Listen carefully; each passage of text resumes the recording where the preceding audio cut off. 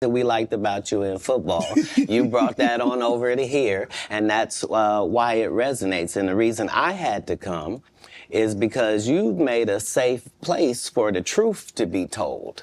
You know what I mean? Thank you. I appreciate that. And I have watched all of these lowbrow comedians come here and disrespect you in your face and tell you straight up lies. I'm talking about things that have never been heard in all of Black Hollywood. They feel comfortable sitting here and lying to you about it. You gonna set the record straight? Are you kidding me? You let Ricky Smiley sit here and you said out that mouth, you stole Friday After Next, the one I was in. I wish all of America fumbled a bit when that happened. And then he said some stuff that we haven't heard in 100 years in Hollywood. You ain't say nothing. This man told you he had Katt Williams' role. He was gonna be Money Mike. Wait. And Katt Williams was gonna be the Santa Claus. Now three quick points. You mean in Hollywood they cast a 5'5" black Santa Claus that weigh 145 pounds? That's your story. Your story is the Ricky Smiley that couldn't even do curse words because he had a Christian fan base. He was gonna play the pimp. Why you didn't ask him why has he played a woman in more movies than he's played a man?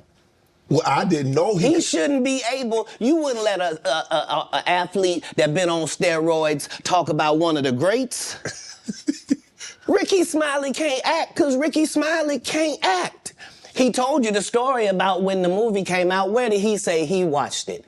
At home. He wasn't even at the premiere. You telling this man, you stole that. Oh, so he could get his name in the same sentence with a great one. It is sad. He was just that bitter when we were shooting it. He told everybody, it should have been my role. Everybody on the scene. Why do you think no cast member has ever said anything? He couldn't have played that role like you. I thought he was... Sir, no one... Why no... He was with KD? He beat up Terry Crews? Why nobody know this story? You talking about in Hollywood, they switched off roles. You take this and he... What? So Ricky Smiley knows this. It's because, well, why would he lie? I don't know why liars lie. But I can tell you this. We auditioned in Los Angeles. Yes. I was audition number 201. 200 black comedians auditioned for the role of Money Mike with me. You're saying all 201 of us was auditioning and you had already had the role and had already shot the role in 4 days? The truth of the matter is, the Money Mike in the original script got raped in the bathroom, and that's what Ricky Smiley was okay with. Katt Williams had to take the risk in front of the studios and the cast and our powers that be in his very first movie and say respectfully, humbly, guys, if we're talking about anything else, I have no credibility and I have no pull. But we're talking about comedy, right, where I have all the credibility and all the pull. The problem with Friday After Next is we're trying to make a classic comedy. And this comedy involves a rape. And rape is never funny, no matter who it happens to or what the circumstances are. If you would allow me to allow us to do this movie without a black man getting raped in it, I promise you that it will be twice as funny as it would be with him getting raped. So considering that's the real story, why would you bring up that story? 35 members of the cast and crew have never brought up that Ricky Smiley was gonna play Money Mike. No one ever saw me put on a Santa Claus suit. We got a wardrobe department. They made a Santa Claus suit for me. Why that wasn't in the bloopers? Why? And here's the other thing. Everything that Money Mike said, Katt Williams wrote. So what Ricky Smiley say on his? You can't say my lines, I wrote them. That's how I already know that I'm gonna be funnier than you. What he told everybody was, Katt Williams, don't nobody know who he is. I'm on the radio. I'm with Steven Said. Everybody know me. That's what he told everybody that would listen to on the set. That's the truth of the matter. He was so egregious, not now, then. He was so egregious that, and Hollywood has never heard this in 100 years. He was so egregious, I put in my contract that I won't work with Ricky Smiley again unless he's in a dress. Now, what was Ricky Smiley's next movie? Was it First Sunday?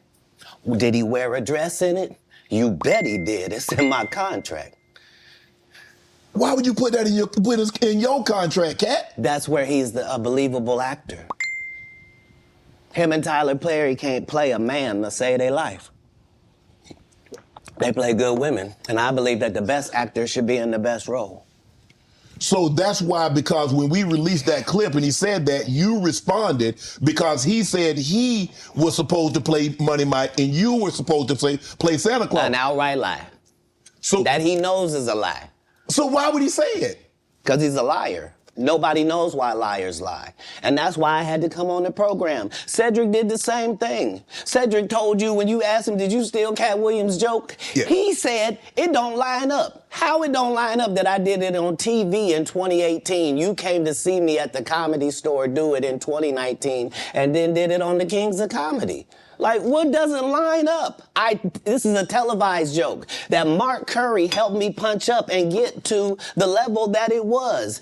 The same Steve that went to go watch Mark Curry do his whole sitcom and then stole everything Mark Curry had. Now Steve got a sitcom where he the principal and he wear a suit and then he gets this high top fade, making all black men think he got the best lineup in the business. And it's a man unit. Then you asked it, why you not a movie star? I didn't want to be a movie star. This the same Negro that hated on Bernie with this same thing. I didn't want to be a movie star. No, you couldn't be a movie star. There are 30,000 new scripts in Hollywood every year. Not one of them asks for a country bumpkin black dude that can't talk good, baby, and look like Mr. Potato Head. There ain't none. You would have to have range. I played a lot of characters, 60 movie roles. I'm not playing Katt Williams in there. I don't know, Katt. We might not let you drink anymore the way I mean, we ain't even got... I'm not fueled by alcohol. I've had a sip, less than you.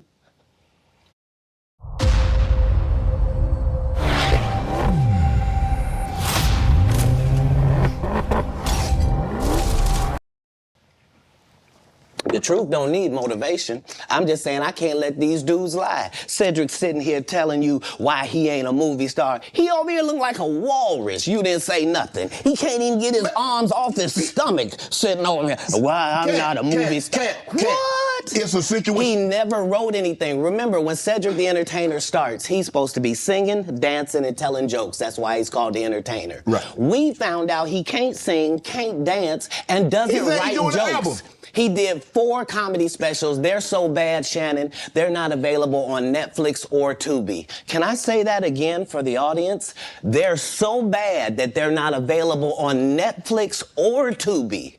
You don't think Sam's a good comedian? The world doesn't think that, sir. I have 12 comedy specials. He has 4 specials that are not available on Netflix or Tubi. It seems to me, Katt, that you had a lot to get off your chest. No. You wanted to set the record straight. Winners are not allowed to allow losers to rewrite history. I don't say any of these things if my name is not breached by these people on your platform. If you give a liar a platform to lie, then I'm not being messy by saying, hold on, that never happened, it's untrue, and there are hundreds of witnesses for each thing I'm saying. So let me ask you this. What is your relationship with Steve Harvey, Ricky Smiley, and Cedric the Entertainer as you sit here currently? For 30 years, they're a group. These aren't 3 random guys. The way that Ricky Smiley kept appearing at all of my auditions is because of Steven Said. He would tell anybody that, listen, they got a gang on that side. They know what it is. They know who the gang is. Why Earthquake not in movies? Because he's illiterate. He can't read. And they found that out when they gave him a show and put the cards in front of him. Like, all of these dudes are co-entwined and they share secrets, and this is the age of truth. And the truth doesn't need to be scared of the fact that people tell lies. Cats on drugs. Where are the stories? Why is there no story of anybody who ever sold a drug to me, did a drug with me, was around me when I was inebriated? I got 5 daughters. I got 5 sons. Why would we tell these ridiculous stories? Because it's competition. You feel like, well, why comedy guys can't just get along? Yes. Why didn't you get along with the other teams you were competing against? If you're a Denver Bronco, why you don't get along with the Cowboys? Something wrong with you? But I don't disagree. I don't dislike all the Cowboys. Cat, damn, you like this? No, that's okay, not. what comedians do you like? Did you play against the team? Yes. I've taken 46 comedians with me on the road. 46. Okay. I'm not the comedian you can give that to. I only put on comedians that are funnier than me. Anybody that ever told you differently was a fat Faison liar. There's nobody like me in the business. Faison just caught a stray. Faison said that getting a Netflix special is easy. I have 12 specials. Guess how many Faison got? 0. So why is he allowed to have conversations about real stand-up people? We do not let